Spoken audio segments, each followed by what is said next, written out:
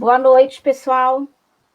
É muito bom ter vocês aqui com a gente na terceira live da Rede Brasilândia Solidária, em parceria com a Rádio Cantareira. Nessa noite, a gente vai conversar um pouco sobre o enfrentamento da Covid-19 nas periferias, em especial no distrito da Brasilândia. Também vamos falar um pouco sobre a saúde da mulher nesta pandemia e os impactos na vida dos trabalhadores. Desculpa, gente, deu um probleminha aqui, deixa eu ver se eu consigo tirar. Só um minutinho, por gentileza. Então, como eu estava falando, a gente vai tratar hoje sobre a questão da saúde, né? E o impacto na vida dos trabalhadores e das trabalhadoras que atuam na linha de frente no combate ao coronavírus. Então, é o seguinte, mande o seu comentário, peço desculpas agora por ter vazado o áudio, participe, compartilhe da live, chame os seus amigos, tá bom? Estamos no ar.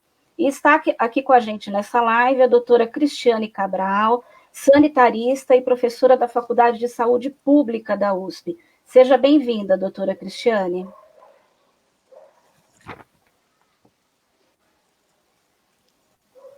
Boa noite. Olá, Nilma, super obrigado. Olá, boa noite. Olá a todos que estão nos assistindo, nos ouvindo agora ou em algum outro momento. E agradeço muito a oportunidade de estar aqui com vocês nessa terceira live hoje, né, dessa iniciativa importantíssima da Rede Brasilândia Solidária. Então, super boa noite. Muito obrigada pela sua presença. Também contamos com a participação da presidenta do Sindicato das Psicólogas e Psicólogos do Estado de São Paulo, a Fernanda Magano. Boa noite, Fernanda. Obrigada por estar aqui com a gente. Boa noite, Nilma. Muito bom poder partilhar essa live com Cristiane, com Fábio, Ivo, para que a gente possa debater as condições de trabalho e saúde dos nossos trabalhadores e trabalhadoras, como também da nossa população que está sofrendo tanto nessa condição da pandemia. Será um prazer. Obrigada pela presença. A live de hoje foi produzida pelo Núcleo de Saúde da Rede Brasilândia Solidária, e quem representa o núcleo e também está no grupo operativo é o Fábio Ivo Aureliano, que tem atuado em várias ações da rede. Boa noite, Fábio. Pronto para mais uma live aí? Olá, boa noite. Pronto para mais uma live, essa muito especial, onde vamos tratar da questão da saúde do trabalhador, mas também da saúde da mulher. E é um grande prazer estar com vocês três mulheres nesse momento especial, e meu papel aqui será um pouco falar das ações do território, como está se constituindo a rede, e também já gostaria de, inicialmente, registrar que nós convidamos que tivesse um representante do serviço de atendimento no nosso território, tanto da saúde básica como da saúde mental, mas, infelizmente, a Secretaria de Saúde, através da sua Secretaria de Comunicação, vetou e veta que qualquer profissional de saúde fale em público sobre as suas ações. Só para registrar, não se tratava de uma entrevista, nem de um debate, mas sim o convite era apenas para que elas pudessem apresentar como está funcionando o serviço no território. Ok, Fábio, seja muito bem-vindo. Gente, é o seguinte, falar de pandemia de coronavírus no Brasil, infelizmente, é recorrer a dados sempre trágicos, né? A gente tem acompanhado diariamente o que tem ocorrido. Então, hoje a gente já conta 54 mil mortos, mais de 1 milhão de casos, lembrando sempre que não são números, né? Pessoas não são números. Então, são famílias que passam hoje por essa grave situação de luto nesse momento, né? E se no mundo o Brasil está entre os países com mais óbitos, já se fala até do Brasil virar o epicentro da pandemia, muita gente tem falado disso, né? A maior cidade do país, que é São Paulo, tem 6 mil mortes, né? E os moradores e moradoras da periferia, a gente sabe que são sempre os mais afetados, e nesse caso não está sendo diferente, né? Uma análise feita pela Rede Nossa São Paulo, até a gente já usou A gente já conversou sobre dados da Rede Nossa São Paulo também, na nossa Rede Brasilândia Solidária, cruzou os dados do último boletim da Prefeitura com o mapa da desigualdade, né, divulgado essa semana. Foi divulgado agora, no comecinho da semana. E revela que bairros com as maiores proporções de pessoas pretas e pardas têm mais mortes por Covid-19. E isso a gente também acompanha na Brasilândia, né? Então, a Brasilândia, por exemplo, hoje já soma 277 mortes, a vizinha Freguesia do Ó, 181 mortes por Covid. Já o Alto de Pinheiros, se a gente fizer aí uma comparação com bairros mais ricos, registra 44 mortes, né? Então, o ideal seria que ninguém registrasse nenhuma morte, né? Então, eu vou começar pela doutora Cristiane Cabral, para fazer uma análise para a gente, se infelizmente o CEP virou um fator de risco da Covid, né? A gente tem visto que tem uma relação aí muito grande entre o coronavírus e a desigualdade. Então, queria que a senhora iniciasse falando um pouquinho sobre isso.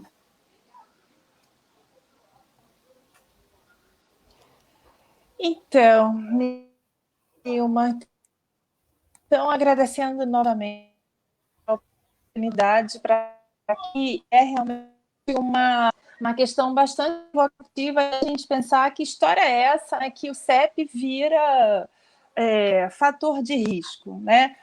E realmente, assim, tem uma coisa que a gente vem insistindo muito, né, que é falar de algumas questões, né? Então, assim, primeiro é de uma doença mundial que atinge, né, de todos os países do mundo, né? Então, dá inicialmente uma certa sensação de universalidade, né? Uma coisa geral e universal.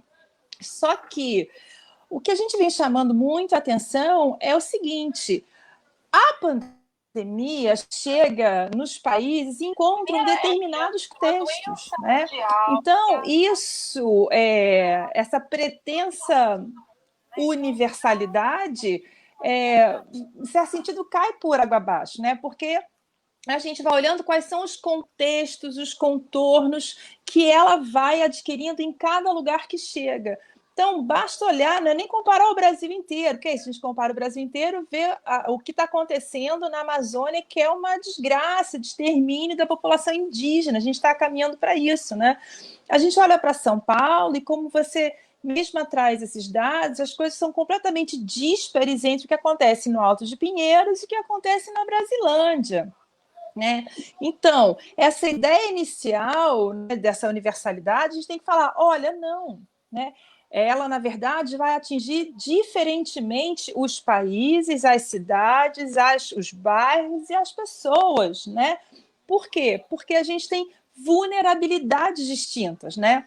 Então, de um certo ponto de vista biológico, a gente pode dizer, sim, né? Todo mundo é suscetível, né? Todo mundo corre, de certo sentido, pode adquirir o vírus, mas quais são os outros fatores, né, que são se acoplam, são adicionados a essa dimensão puramente de um corpo biológico que faz com que uns tenham muito mais chances de contrair o vírus e, portanto, também de adoecer do que outros, né? E isso certamente passa pelas questões de desigualdade social, né? Porque quando a gente está pensando novamente também, né, essa recomendação do fique em casa, e logo depois a gente começou a falar, e aí eu acho que até a mídia, né, adaptou um pouco a frase, que é do fique em casa se puder, porque começa com a ideia de que, por exemplo, profissionais da saúde não podiam ficar em casa, pessoas que trabalham, né, no comércio de alimentos não podiam ficar em casa, mas, na verdade, está falando de várias camadas e categorias que não podem ficar em casa por diversos motivos, né? Então, digamos assim, essa intervenção sanitária, né, aparentemente também universal do fique em casa se puder, ela vai já ganhando outras, né, outras cores, outros matizes, porque não é bem assim. Cada contexto, a gente precisa entender como é que ela chega nesses contextos e o que, portanto, é possível de fazer, né, em função disso. E aí, realmente, haja, acho que persistência, haja imaginação, haja realmente resiliência para a gente realmente combater de modo, digamos, localmente e responsável, né? É isso que se apresenta como uma coisa geral, igual para todo mundo, só que não é. Ela não é igual para todo mundo, né? A gente está vendo e falando muito isso, né? Ela não é igual para todo mundo.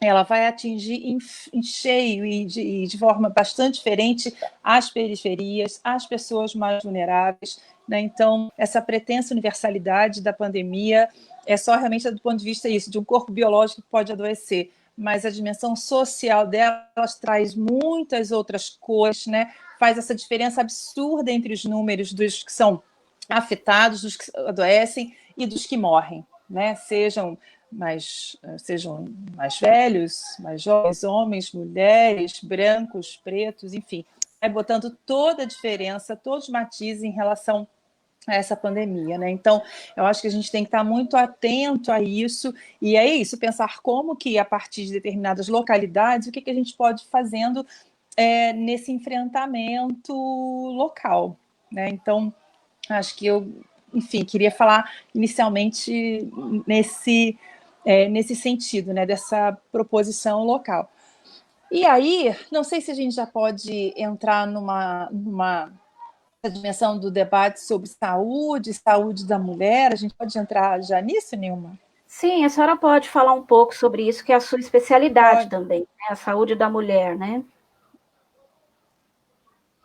Pois não, pode falar. Isso, porque essa é uma outra dimensão que a gente também vem discutindo muito, né? Que é isso, assim, em momento de pandemia, né? A gente já viu isso por outros momentos, situações históricas, outras catástrofes, né? Que a dimensão dos direitos sofre muito. É a primeira coisa que meio que sai pela jogada fora, né? Sobretudo o que concerne o direito das mulheres, né? E a gente realmente tem assistido, né, denúncias, né? Primeiro aparece na mídia, né? Mas já a partir de uma retratação, né, de aumento de casos, por exemplo, de violência doméstica, né? Não há dúvida do aumento de casos de violência doméstica que está saindo em alguns boletins, o aumento de feminicídios, né? A dimensão, portanto, de estupros que devem estar ocorrendo, violência sexual e várias outras dimensões que lá vão afetando essa dimensão, enfim, da vida das mulheres, né? Sem falar, claro, nisso que a gente, enfim, tem dito dessa sobrecarga feminina, porque as mulheres são historicamente aquelas que são responsáveis pelo cuidado, né? E aí são responsáveis pelo cuidado, a gente pode pensar no campo da saúde. Qual é o sexo de boa parcela, digamos assim, da comunidade de enfermeiros e enfermeiras? São mulheres, né? Então, são mulheres que estão na enfermagem, são auxiliares técnicos, são técnicos de enfermagem, tem, né, uma população feminina importante, né? Em casa, quem geralmente é responsável pelos cuidados de uma pessoa doente é uma figura feminina. Quem é responsável pelo cuidado das crianças e da gestão doméstica é uma figura feminina. Então, a gente também vem falando de mais uma sobrecarga que vem em função essa função histórica, digamos assim, né, que a gente nasce, cresce e aprende, né, disso, de que quem cuida... É uma barreira difícil, né? Quem cuida são as mulheres, né? Como se... E eu acho que a gente tem que trabalhar nisso, é uma coisa de médio e longo prazo, para dizer que, olha, o cuidado tem que ser igualmente repartido, né? Não tem nada a ver, não é porque é mulher que então ela vira a cuidadora nata, né? A gente, na verdade, aprende essa função, aprende esse papel, né? Então, isso é uma outra dimensão que a gente vem discutindo, que também acaba afetando, claro, o cotidiano das mulheres, né? E do ponto de vista mais geral, por exemplo, que a gente vem alertando, né? Na verdade, é um alerta que vem tanto do OMS quanto do Fundo de População das Nações Unidas, né? Que é algo que já foi visto em pandemias anteriores, por exemplo, a ocorrência, o aumento de gestações não planejadas, de gestações imprevistas. Por exemplo, acho que tem várias áreas da saúde da mulher que estão sendo afetadas, mas essa é uma que a OMS e o UNFPA, que é o Fundo de Populações Unidas, chama logo a atenção para falar, olha, não é porque temos uma pandemia que os serviços de saúde reprodutiva podem ser desmontados, né? E a gente vem assistindo isso cada vez mais. Serviços de saúde reprodutiva que são tidos como não essenciais e lá vêm sendo desmontados. Ora, as mulheres precisam continuar tendo acesso a esses serviços, né? São serviços essenciais. Porque a gestação vista, uma gestação pode incorrer em muitas questões, em vários outros momentos para a saúde da mulher ou para o bebê, né? Por exemplo, pode incorrer numa tentativa ilegal de aborto, e certamente, em muitos casos, vai ser um aborto inseguro. Pode incorrer no início tardio de pré-natal, e aí a gente olha para os serviços de pré-natal e vê que ali também tem uma desestruturação com a pandemia, né? Então a gente tem notícias, né, de unidades básicas que cancelaram as consultas de pré-natal, né, que deixaram de atender, ou que não cancelaram, mas, por exemplo, não fizeram uma espécie de separação do fluxo do trânsito entre as grávidas e os demais pacientes, que muitos ali vão estar, provavelmente, né, podem estar infectados com Covid, né? Então, essa é uma outra dimensão que a gente vem alertando para os serviços de saúde reprodutiva, são também serviços essenciais, né? A gente precisa continuar garantindo contracepção às mulheres, serviço de pré-natal às mulheres, né? Disponibilidade da contracepção de emergência. Imagina, com o aumento da violência doméstica, certamente aumento de relações sexuais não consentidas, né? A gente precisa esse recurso de retaguarda e ele tem que estar disponível para as mulheres, né? Então, a gente vem assistindo na área da saúde da mulher diversos desdobramentos ruins em função de uma desestruturação também da assistência que inspeções da saúde pode quando não pode. Mas, enfim, depois a gente pode conversar um pouco mais sobre essas questões. Não, realmente assuntos importantíssimos, né, doutora? Não é porque nós temos a Covid que as outras questões precisam ser esquecidas, né? E a violência doméstica realmente é algo que a gente tem visto, que tem aumentado nesse período. Então, faz parte também, deve fazer parte do plano de combate ao Covid, que se combata também essas outras pandemias aí, né, que já existem há tanto tempo. Agora a gente conversa um pouquinho com a Fernanda, que é psicóloga, e a Fernanda vai trazer para a gente, que é presidenta, né, do Sindicato dos Psicólogos e Psicólogas do Estado de São Paulo. Ela participou, ajudou a elaborar e ajudou a divulgar uma pesquisa, que é até uma pesquisa feita por uma entidade internacional, né, Fernanda, que fala sobre outro problema extremamente complicado, que é o adoecimento dos profissionais que estão na linha de frente, dos profissionais da saúde. Então, Fernanda, a gente queria que você falasse um pouquinho sobre essa questão, sobre a pesquisa, o que a pesquisa levantou, quantas pessoas foram ouvidas. Perfeito. Bom, boa noite a todos e todas novamente, é muito bom poder estar aqui. Primeiro, apresentar para vocês a entidade. A ISP é uma sigla que significa Internacional de Serviços Públicos. Ela tem milhares de entidades sindicais filiadas a ela no mundo todo, todos os continentes, e perfazem aí cerca de 30 milhões de trabalhadoras e trabalhadoras representados no mundo.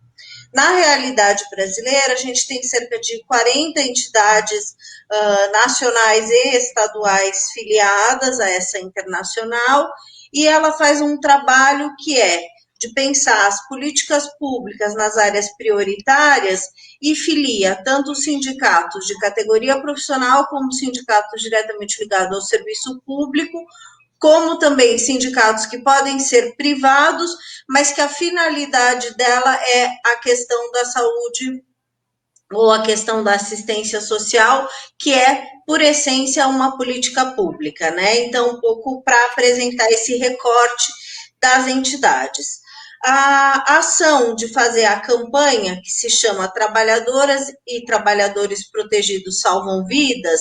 Inclusive, ele tem um site disponível para acesso às informações que eu vou mencionar, caso as pessoas depois queiram se aprofundar, que é trabalhadoresprotegidosalvamvidas.com.br, né? Então, para ficar o registro dessa referência. A campanha foi lançada em 31 de março no Brasil e foram apresentados os questionários a partir desse final de março até 9 de junho. Neste período, esse questionário ficou disponível em meio eletrônico e as entidades filiadas fizeram toda uma divulgação para que trabalhadores e trabalhadoras pudessem responder e partilhar e divulgar essa questão como estratégia de conhecimento da realidade da vivência dos trabalhadores na situação da pandemia, também para utilizar esses instrumentos a partir desse levantamento de dados como forma de pressão aos poderes públicos para melhoria das condições de trabalho e garantia da vida dos trabalhadores. A gente teve quase um total de 3.500 questionários respondidos e boa parte desses questionários foi respondido pelo estado de São Paulo. Então, só para contar o tamanho do nosso estado e a referência aí da participação. Foram cerca de 1.330 questionários respondidos por São Paulo e era um viés especificamente voltado para trabalhadores da saúde, mas também ligado às outras áreas consideradas essenciais.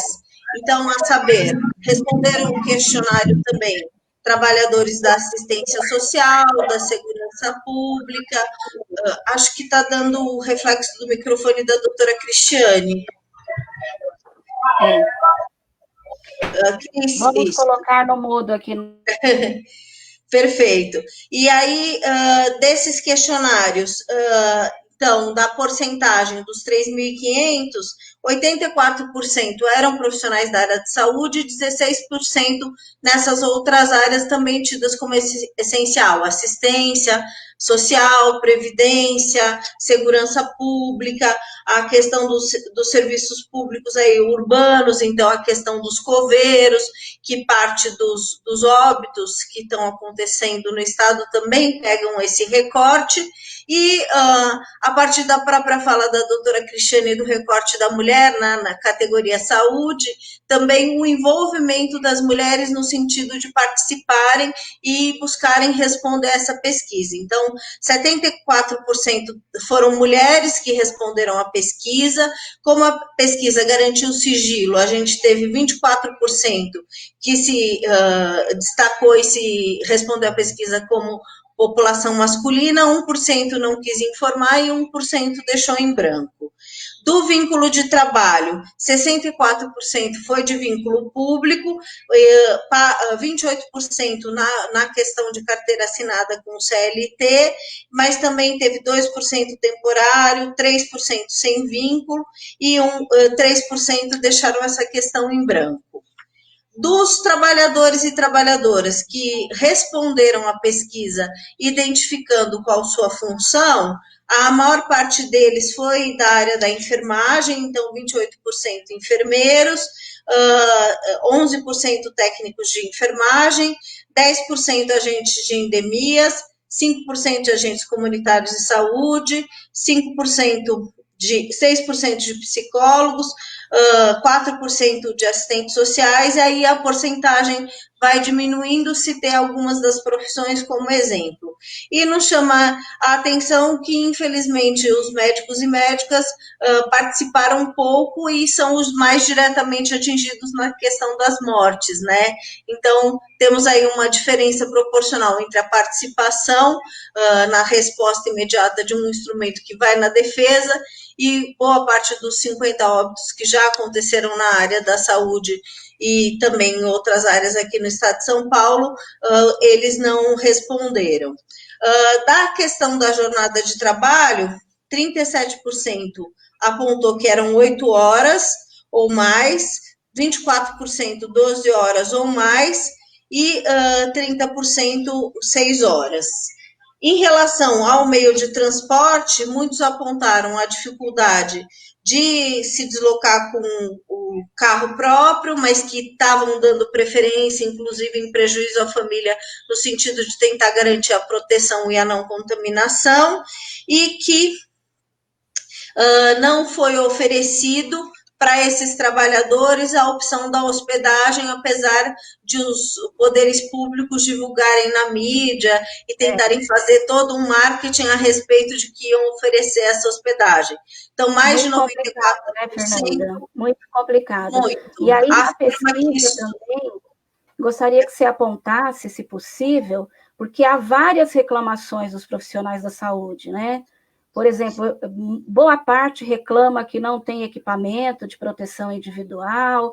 Então, gostaria que você entrasse um pouquinho nesses principais problemas aí que foram apontados. Né? Na questão da proteção individual, a alegação é que mal que se oferece é o álcool gel, e ainda 75%, que a questão das luvas, 65%, as máscaras, não chega a máscara N95, que deveria ser de fato usada para os profissionais da área de saúde, acabam sendo máscaras com mais fragilidade, e os protetores faciais apenas 30%, com a dificuldade também de acesso aí aos óculos de proteção e os aventais. E com uma pressão muito grande, quase que a nível de assédio mesmo, dos gestores no sentido da reutilização dos equipamentos de proteção individual, que é algo que é totalmente proibido. E é inaceitável, porém havia essa pressão, e aí, em alguns casos, os funcionários não cediam, mas acabavam utilizando a máscara de pano, que não é o ideal para o exercício profissional. Na sequência, tem uma questão de que era insuficiente o material para higienização, né, dos materiais que é possível a reutilização, como face shield, óculos. Então, tinha dificuldade para fazer essa higienização e poucos materiais de reposição. Então, 64% alegaram que não havia esses materiais de reposição. E também que pouco se divulgava nos locais de trabalho os protocolos da Anvisa, os protocolos de treinamento, toda uma questão de cuidados pessoais para evitar o contágio, e também não houve o treinamento adequado, nem para os profissionais e nem ações diretas junto à população. Então, alguns questionários, inclusive, apontavam que trabalhos como o que vocês têm feito na Brasilândia são fundamentais na ausência do poder público, né? Não citaram especificamente este trabalho, mas citaram a importância dos movimentos sociais em suprir a ausência do poder público. Então, os percentuais apresentados mostram uma grave situação, mais de 64% sofrendo com essa situação, e essa situação de ausência dos equipamentos, o temor de levar a doença para casa por não ter o transporte adequado individual, a ausência do oferecimento de alojamento, apesar de todo o marketing governamental de dizer que vai oferecer esse alojamento. E aí, mais de 50%, então, dos entrevistados alegavam que estavam em situação de sofrimento psíquico, né? E essa situação se agravava ainda mais, fazendo consequência com o raciocínio da doutora Cristiane para o público feminino, né? Então, 56% ou mais eram mulheres que alegavam essa situação de sofrimento psíquico, enquanto os homens ficavam aí na taxa dos 40%. Então, só para fazer a referência, então, nessa primeira intervenção que a gente vai fazendo e passando já a palavra, o quanto de fato a gente tem que ter um cuidado com essas mulheres que ficam cuidadoras em vários níveis, né? No seu trabalho, na sua casa, a sobrecarga de jornadas e tarefas, e o quanto também já foi dito que o vírus, apesar de um discurso emblemático da mídia e dos gestores públicos, que ele é democrático e atinge todo mundo. Não é verdade, ele é seletivo e ele atinge as populações mais vulneráveis. Negros, negras, indígenas, os mais pobres, e por isso que as taxas dos adoecimentos e, infelizmente, dos óbitos vão apontando a religião da Brasilândia aí no esse recorte da cidade, das zonas, como um dos mais altos e que precisam ser evidenciados, e a gente tem que ampliar, então, nosso olhar de cuidados. Passo a palavra para que a gente possa continuar no próximo bloco para cumprir aí o tempo. Ok, essa pesquisa é extremamente importante. Eu peço que depois você mande para a gente, pode mandar para mim, para a gente publicar nas nossas redes, dar uma visão maior, porque realmente é outro complicador muito sério, né, durante essa pandemia. A questão de tanta gente doente na área da saúde, né, e por falta de equipamento, por falta de um cuidado maior aí de quem deveria dar o cuidado para os profissionais, né. E você falou o seguinte, sobre o trabalho feito diretamente na comunidade, sobre a importância disso, sobre a questão de prevenção, e a gente vai falar um pouquinho sobre isso com o Fábio Ivo. Mas antes a gente vai tentar rodar aqui um VT, né? Então vamos tentar rodar o VT agora, Alberto, que é o primeiro VT que a gente passou aí, que a gente mandou. Vamos ver se a gente consegue rodar esse vídeo para a gente prosseguir aí a nossa conversa.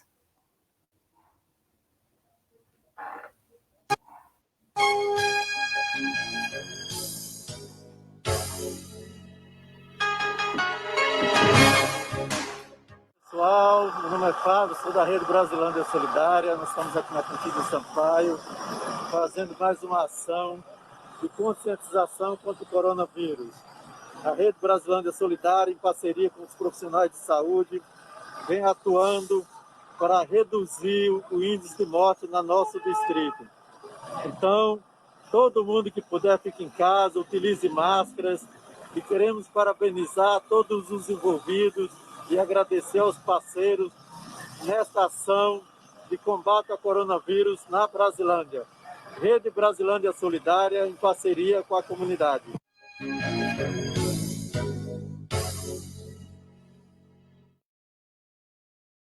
Fábio. E o Fábio, além de todos os trabalhos que ele tem feito, ele também é repórter agora da Rede Brasilândia Solidária. Né, Fábio? Muitos vídeos, e eu acho isso ótimo. Eu acho, assim, excelente que as ações da Rede Brasilândia realmente possam estar no vídeo, nas fotos, né, em todas as mídias. E é o seguinte, Fábio, a Fernanda falou sobre essa importância também que os psicólogos veem nessa pesquisa do trabalho feito diretamente no bairro. E você que está na base, você que está no bairro, eu queria que você falasse um pouco sobre esse trabalho em conjunto com as UBSs, com os agentes de saúde, como as famílias da Brasilândia têm recebido, que avaliação você faz aí nesse sentido?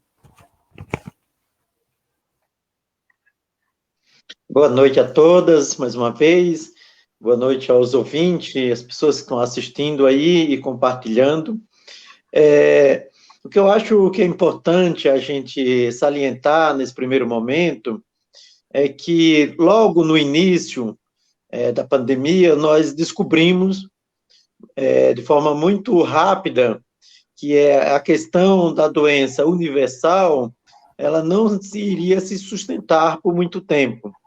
Por conta que logo nos primeiros 30 dias, os dados que já apareciam, ia ficando muito claro que o índice de contágio e o índice de morte nos bairros mais privilegiados, que têm uma infraestrutura e que o poder público atua de forma objetiva, ia se mostrando muito menor do que os dados das regiões mais periféricas da cidade. A partir desse entendimento, nós passamos a constatar que a nossa principal arma deveria ser haver uma unificação de esforços dos povos trabalhadores, seja desse povo que mora no distrito, mas também com os profissionais de saúde, de educação e das demais áreas que também atuam no nosso território. E passamos a ter ainda mais clareza que todos esses profissionais, eles são parceiros do nosso território e são parceiros da Rede Brasilândia Solidária. E por isso eles têm feito um trabalho muito intenso e muito importante. Todos os profissionais da saúde, todos os profissionais da educação, os profissionais da assistência, principalmente, que estão diretamente engajados nesse momento, não estão em situações à distância, mas estão trabalhando diretamente esses 3 segmentos. Então, todos nós da Rede Brasilândia Solidária e a comunidade enxergamos esses profissionais como parceiro do nosso território e das nossas ações. Paralelo a isso, também foi ficando muito claro que a ausência de políticas públicas históricas da nossa região, ela seria o determinante para o índice de morte do nosso território. E que por mais que esses profissionais do território tivessem ações e força para intervir, esse vácuo de atuação do poder público histórico, ele deixaria uma marca triste com um índice de morte jamais visto no nosso território. A região da freguesia do Ó e Brasilândia, apesar de ser uma subprefeitura com a população grande, mas nós estamos chegando a 500 pessoas mortas. Temos muitos jovens mortos. A grande maioria são pessoas, trabalhadores, que estavam economicamente ativos, pessoas que tinham uma perspectiva de vida ainda longa. Então, a gente conhece essas histórias, conhece essas pessoas, os filhos, os pais, os sobrinhos, os tios que perderam os seus parentes diante da ausência de uma política pública. Está claro para nós também que a ausência de um atendimento de retaguarda hospitalar, ele tem sido decisivo para o índice de morte. Exemplo disso é o que foi mostrado recentemente numa reportagem no hospital de referência da nossa região, Hospital Penteado, aonde o diretor e os médicos intensivistas responsáveis pelo setor de UTI mostraram, não só relataram, mas mostraram se fazendo a escolha de quem seria tentado salvar a vida levando para a UTI e quem ficaria para trás, ou seja, uma escolha de quem iria morrer e de quem eles iriam tentar salvar a vida. Então, isso mostra que isso mostra que o poder público, na sua essência, e nas 3 esferas, esfera nacional, estadual e municipal, que seja pela ação equivocada, que seja pela omissão objetiva, tem contribuído de forma objetiva para essa situação. Nós não temos nenhuma ação governamental no território da Brasilândia para reduzir os danos do coronavírus. Os danos dessa pandemia, ele está sendo sanado exclusivamente pelas ações territoriais e pela luta intensa dos profissionais de saúde em número insuficiente, em condições de trabalho inadequadas, que tem levado ao sofrimento não só da equipe de saúde, mas também dos profissionais, por exemplo, de educação, que sofrem uma pressão enorme por querer dar aula e não ter à sua disposição os mecanismos necessários para atender o seu público, aonde é obrigado a fingir que há uma educação para todos, sabendo que uma boa parte dos alunos, e no caso da Brasilândia, a grande maioria das crianças e adolescentes, estão excluídas por ausência de políticas públicas, porque eles moram em regiões onde não têm acesso à internet, porque eles não têm recurso financeiro para comprar um computador ou pagar a conta de internet, ou porque o próprio poder público não une os seus profissionais, desde a direção aos professores, de uma estrutura de trabalho adequada para dar aula. Ou seja, imagina que um professor ele tem que dar aula remota para os seus alunos, mas digamos que ele não tem a internet em casa, ele não tem um computador, como que ele vai dar aula? O Estado forneceu? Não. Então, como que pode uma coisa dessa? E isso, claramente, vai gerando frustrações e danos à saúde desses profissionais. Então, o que eu queria aqui encerrar esse primeiro momento é registrando a luta e a importância desses profissionais, e aí dialoga diretamente com essa reflexão nesse dia, que trata da questão da mulher, porque tanto na educação como na saúde básica, a maioria absoluta são de mulheres, profissionais mulheres, e com isto a gente vai fortalecendo nessas ações o território, mas também tendo um olhar de apoio e de solidariedade a esses profissionais. Não, realmente, são várias complicações, né? Quer dizer, não tem tantos problemas, né? Tantos problemas a serem resolvidos, e a gente não vê realmente o poder público, o Estado, né, resolvendo isso, atuando fortemente nessas situações, né? Eu vou ler aqui alguns comentários, peço desculpas por não ter lido ainda. Estou meio atrapalhadinha, gente, mas um dia eu aprendo, tá bom? E aí, depois que eu ler os comentários, vou pedir de novo a opinião de vocês sobre alguns assuntos, mas a gente vai ter que ser um pouquinho mais sucinto, porque nós já estamos com 40 minutos de live. Por quê? Porque o assunto é bom e rende mesmo, né? Então, vamos a alguns comentários aqui. Então, o Walter Martins disse que está assistindo. A Leandra Cabral falou o seguinte: Fábio, é muito importante para o povo da Brasilândia, sua referência e dedicação. O Adilson Souza deu parabéns a todos, para a gente. A Alessandra Cavigana, ela disse que enquanto isso o Hospital da Brasilândia foi aberto apenas com 30% da capacidade, realmente, né? Não dá para aceitar isso mesmo não, gente. E muita gente dando boa noite, falando das mulheres, quando o Fábio fez referência aqui que estava com 3, né?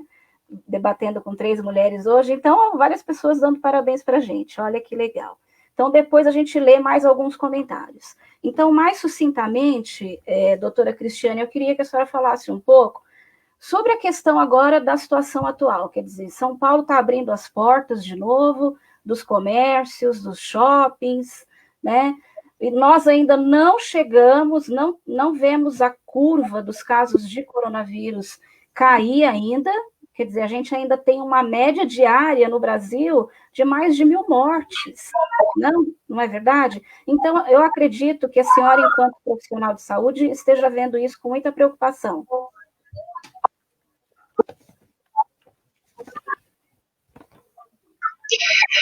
É verdade, Nilma, assim, é muito desgastante tudo isso, né? Porque eu costumo falar assim, a gente fez tudo mais ou menos, né?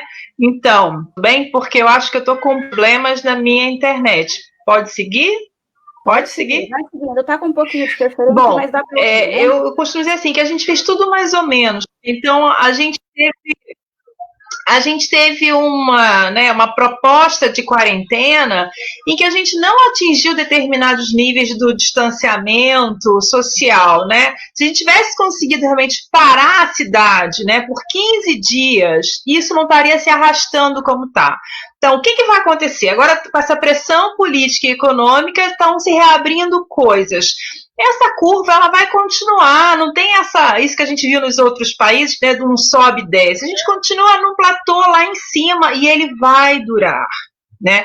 Então, a gente tem que realmente inventar formas de como conviver com a pandemia. É esse o nosso desafio, né? Não adianta falar que ela vai passar. Esse é um outro absurdo que a mídia está dizendo, vai acabar. Mas quando a gente não tem ideia com o tipo de distanciamento que se conseguiu fazer, que foi meio meia boca, porque umas coisas ficaram abertas, outras fechadas, né? Então, bem complicado, né? Bem complicado. Milhões de pessoas, como você bem lembrou, milhões de pessoas ainda assim conseguiu auxílio emergencial, milhões de pessoas, por que isso? Tudo pela internet. Como é que se pode imaginar milhões de pessoas, todas com acesso a um bom celular, a uma boa rede de internet, para entrar e fazer o cadastro, né? Imaginar esse tipo de nível de igualdade. Não somos assim, não temos isso. Há um conjunto gigantesco de pessoas fora, né? Não tem celular, não tem acesso à rede, não tem documentos. É esse o nosso país. É nesse lugar que a pandemia chega, né? Então, ela realmente chega fazendo isso, terra arrasada. É muito complicado. E agora vamos reabrir. Por exemplo, essa semana veio a notícia da reabertura das escolas. é realmente assim, eu sei que temos problemas, né, assim, como o auxílio não chegou a todos os lares, tem a questão da merenda escolar, mas enfim, não dá para imaginar crianças e jovens transitando, indo e vindo, né, assim, porque realmente a gente tem que entender que o distanciamento físico ele é fundamental. Então, se não dá para fazer o distanciamento físico dentro de casa, dá para fazer o distanciamento físico ao não ir para determinados lugares na rua. Então, a gente tem que conseguir realmente conter isso, parar isso.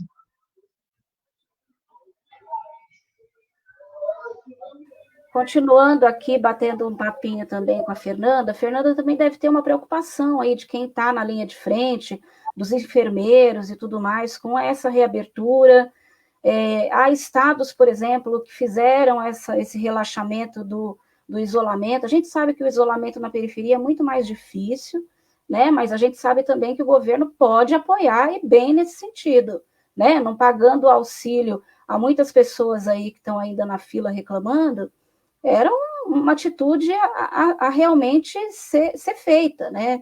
Não pagar ainda o auxílio, tem mais de 3 milhões de pessoas, né, que ainda estão esperando esse auxílio. Então, Fernando, eu acho que os profissionais de saúde que estão ali na linha de frente também estão preocupados com esse relaxamento aí, digamos assim, do isolamento, né? Sim, estava aqui liberando meu microfone. Eu acho que é fundamental esse ponto que você abordou. E eu queria voltar aqui na minha segunda intervenção, pensando também os problemas que a gente está enfrentando estruturalmente, né? Então, a ausência do controle social da saúde poder fazer ações mais efetivas e o desrespeito do governo frente ao controle social da saúde, né?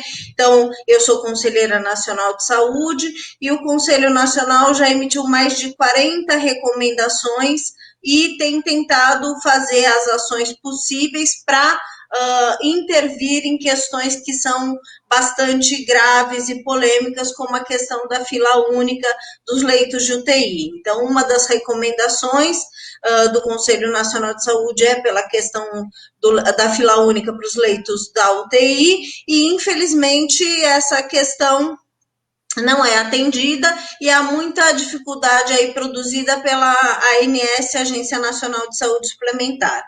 Dentre esses ataques ao SUS, a gente também tem a questão da militarização do Ministério da Saúde, né, e profissionais não capacitados para fazerem o exercício. Então, me parece que é tudo bastante de caso pensado e, inclusive, o não envio dos recortes de recursos financeiros já previstos na situação da pandemia para os estados e municípios. E toda uma desconsideração do que é público, né? Então, a observação que uma das pessoas que participaram aqui, na referência de que o hospital da região está atendendo apenas com 30%, e a gente tem a questão do escoadouro de dinheiro para os hospitais de campanha que não têm sido eficientes. Então, convido a todos e todas para que a gente possa conhecer mais as ações que o controle social da saúde tem feito. O site do Conselho Nacional de Saúde tem disponível todas essas recomendações e elas são importantes tanto para o conhecimento da população, para reivindicar a atenção, já que a população mais vulnerável é a que está mais sofrendo e que está se transformando mais vítima, como também como instrumento de proteção para os trabalhadores e trabalhadoras, que estão desprotegidos sem os equipamentos de proteção individual, mas que também têm sofrido as mazelas desses desgovernos desde aí do golpe de 2016, né? Então, a gente tem o desmonte da política de atenção básica à saúde, a desconstrução dos NASFs, e agora todo esse ataque ao Ministério, inclusive a demissão das mulheres que estavam no Departamento de Saúde da Mulher, no Ministério da Saúde, porque se manifestaram para que os serviços de aborto legal continuassem ativos. Então, é visível o nível de ataque aos trabalhadores e trabalhadoras da saúde e a desconstrução da atenção à saúde da população. Não, realmente, assim, são vários pontos. Eu acho que se a gente fosse discutir tudo, a gente ficaria uma semana ao vivo, porque não daria para a gente enumerar tantos problemas existentes hoje, né? E que estão ficando, porque o coronavírus coloca luz sobre isso, sobre problemas que já eram recorrentes e que não foram realmente resolvidos, né? E é o seguinte, a gente vai rodar aqui mais um vídeo do Fábio. Vamos rodar mais um vídeo que o Fábio fez, de um ato que a Rede Brasilândia Solidária organizou, para que fosse aberto 100% o Hospital da Brasilândia. Vamos dar uma olhadinha aí nesse vídeo agora.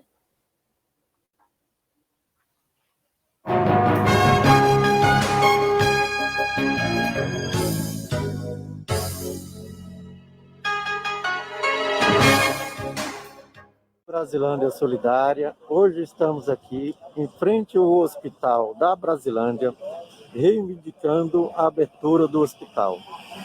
Esse hospital deveria estar funcionando com 350 leitos, mas apenas 36 estão funcionando. E os demais continuam fechados.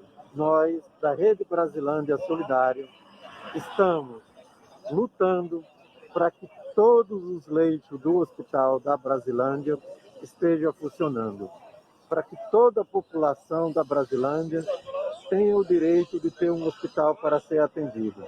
Por isso que a Rede Brasilândia Solidária...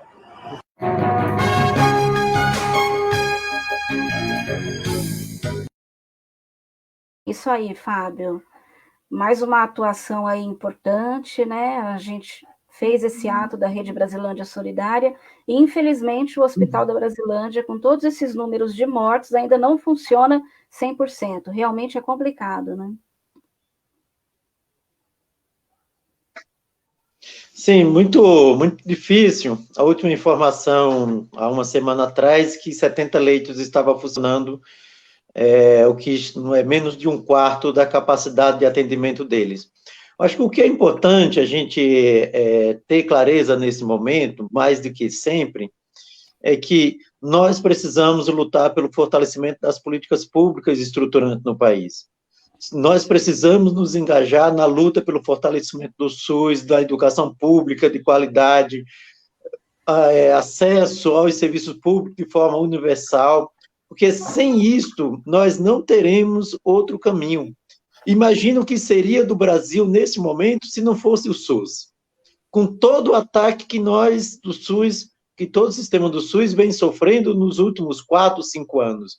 Imagina se não tivesse o SUS. Imagina se tivéssemos na situação que o governo federal previa, no início do governo dele, o que ele pretendia fazer em 4 anos. Ou seja, o plano do governo federal é que em 4 anos nós não teríamos mais serviço público, nem de saúde, nem educação, nem nenhum mais estruturado no país. Ou seja, nós precisamos ter clareza que a sociedade brasileira precisa se engajar em defesa de um sistema de saúde público fortalecido, de educação fortalecido, de assistência fortalecido. Quanto ao nosso território, esse hospital deveria estar pronto há 2 anos atrás. A licitação foi feita para ele ficar pronto em 2018. Nós estamos em 2020, mesmo com todos os indicativos que iria chegar em São Paulo uma grande crise por conta do coronavírus, que iria assolar de forma dramática a questão da saúde pública, a prefeitura não fez nenhuma ação objetiva para entregar o hospital, não de adiantar a obra, para não atrasar tanto. Ou seja, fez todo um esforço para abrir o hospital de campanha do Anhembi, o hospital de campanha do Pacaembu, mas o hospital, de fato, da Brasilândia, não foi feito nada para que ele fosse implementado. Ou seja, nós estamos aí, nesse momento, sem que o hospital da Brasilândia esteja funcionando, e assim, simplesmente, o prefeito não está nem aí. Ou seja, simplesmente ele ignora essa realidade. Por quê? Porque quem vai ser atendido por esse hospital são as pessoas da periferia. Não é quem tem um plano de saúde de elite, não são os ricos da cidade. Senão, eles já teriam, sim, colocado esse hospital para funcionar. Na verdade, o que nós temos que ter clareza é que o grande capital e os nossos gestores, ele olha para a periferia, olha para o trabalhador, não é só para a periferia, olha para o trabalhador como números. e não como vida, e não como seres humanos, que precisa ser tratado com dignidade. Eu acho que é diante desse momento que nós não podemos nos calar e precisamos nos indignar, porque se não houver indignação, não haverá uma luta de fato para que a gente possa reverter esse quadro. Ok. E assim, a gente já está chegando um pouquinho no fim, peço desculpas por alguma atrapalhada aí que eu tenha feito, principalmente no começo, porque deu um probleminha aqui no meu celular e eu não consegui acompanhar. Mas eu vou aqui ler alguns comentários, só para a gente também ter a participação das pessoas que estão nos acompanhando, né? Então, a Ivonete Ivo disse que é um assunto de extrema importância, deu parabéns para todos, para o Fábio também. A Laudeni Duarte disse parabéns para essas mulheres guerreiras e o Fábio por essa iniciativa. A Jussara falou que o áudio está bom, que está tudo bem. Agradeceu também a participação da Fernanda e da Cristiane. A Elizabeth Alves disse que é prioritário aqui a atenção à saúde da mulher, a manutenção ao pré-natal, tudo que a gente falou, porque não é porque tem o Covid que tem que parar as outras atenções, os outros tratamentos, né? As pessoas têm que fazer os seus tratamentos e precisam ser bem atendidas em todas as alternativas, né? A Simone também está falando aqui, gratidão por essa conversa tão necessária, e principalmente quando a gente destacou aqui a questão das mulheres na periferia, a questão das mulheres na saúde, né? Então, agora eu vou pedir aqui que a gente faça as nossas considerações finais. Temos aí 1 minutinho para cada um, ok? Então, começo pela doutora Cristiane. Olha, Nilma, eu queria realmente agradecer, realmente e louvar essa iniciativa da Rede Brasilante, da Rádio Cantareira, porque a gente precisa realmente colocar o assunto em pauta, discutir as coisas. Informação qualificada é fundamental para a gente fazer qualquer tipo de ação, né? Então, a gente realmente, por exemplo, tem que levar a sério essa história do uso das máscaras e o uso correto das máscaras, né? A gente não tem medicamento, não tem leito, como o Fábio falou, disponível, né? A gente vai ter que aprender a viver com o Covid em sociedade, né? A gente precisa aprender. Eu fico lembrando do início da epidemia da AIDS, quando a gente estava, né, discutindo sobre como inventar o bom uso da camisinha, colocar a camisinha no nosso cotidiano, né? Então, a gente está, de novo, tentando falar e convencer, assim, como inventar esse uso cotidiano das máscaras, né? Como se esquivar, né, das pessoas em ambientes para poder ter um distanciamento físico, porque a gente tem que inventar formas de como conviver hoje com o Covid, que veio para ficar aí por um bom tempo. E como o Fábio falou, realmente a gente precisa estar nessa luta de fortalecimento das políticas estruturais da saúde, da educação e da saúde, sobretudo. É fundamental. Então, parabéns a essa iniciativa, porque ela é mais do que fundamental. Muito obrigada, doutora Cristiane. A Fernanda também pode falar, por favor, as suas considerações finais, o que você gostaria de destacar nesse minutinho. Então, primeiro destacar que ontem, dia 25, foi o Dia Mundial dos Trabalhadores e do Serviço Público, então a gente tem que continuar na luta pelo serviço público de qualidade. Na verdade, hoje é esse dia, perdão, e amanhã, dia 26, a gente tem o Dia Mundial da ONU de Combate à Tortura, né? Então, esse é um outro tema, porque as violências e as torturas acontecem também nas periferias, e elas vão ficar como um escoadouro também para a saúde, e precisa ter esse destaque importante. E, por fim, destacar que a gente continua no mundo sindical na luta pela ratificação da Convenção 190 da OIT, que é pelo mundo livre, no mundo do trabalho livre das questões de violência e assédio moral e assédio sexual. Então, parte dos trabalhadores tem sido vítima disso historicamente, o desmonte das leis trabalhistas também levaram a isso, mas na situação de pandemia isso fica ainda mais agravado. E essa violência incorre para os trabalhadores e trabalhadoras e para a população vulnerável. Então, a organização dos movimentos sindicais junto com a luta social é fundamental para que a gente faça os enfrentamentos necessários para essa pandemia que ainda vai perdurar, que as pessoas se cuidem, se protejam e que a gente também saiba escolher bem o nosso voto, para mudar esse estado de coisas e ter as políticas públicas garantidas, né? Então, um prazer estar com vocês, muito obrigada, e que a gente possa ter outros momentos de partilha para o cuidado da população e dos trabalhadores e trabalhadoras. Agradeço a oportunidade.